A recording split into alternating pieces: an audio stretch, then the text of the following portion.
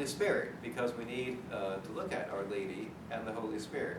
And recognizing, again, this is just something foundational that we all know, but some of us have been in the Legion all of our lives, and some just came in the past month. So we can't have a retreat without looking at Our Lady and seeing these virtues that she cultivates. We know that everything about Our Lady is based upon her Son, Jesus. So she doesn't hang out here by herself over here. Everything that we learn about Our Lady, everything of the faith, it's always rooted in her Son.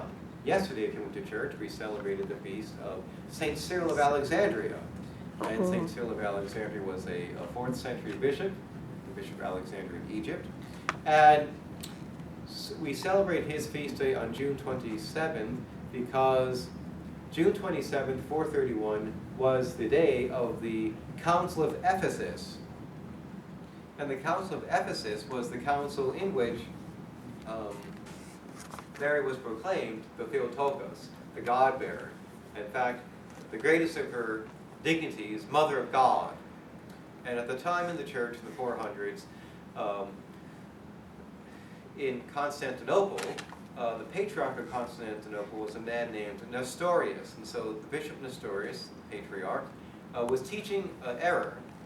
And he was saying that Mary was the mother of Jesus the man, but she wasn't the mother of Jesus as God. And so he's kind of dividing Jesus into two persons, the man over here and God over there. And that Mary was simply not, wasn't the mother of God. Because he took, of course Mary is not the mother of God like God the Father. That's just so common sense and needs no explanation. Yeah. But to get too wrapped up philosophically in that or something, and then to go to the other extreme and just sort of deny that entirely, is kind of silly. So Nestorius took up the charge, and with the Holy Father appointed him to be the president of the council, and it was the only council in the history of the church that took one day to meet. They just met for one day, June 27, 431. And it only took the council fathers, all the bishops that had gathered, they got there, a few days before, they held the council. And by sunset, they had all voted unanimously that Mary was in fact the Mother of God. And in fact, when they did that, when the people, because they did it at Ephesus in Turkey, and Ephesus is the traditional place where Mary had gone with the St. John and taken Our Lady, and that's where the Holy House is.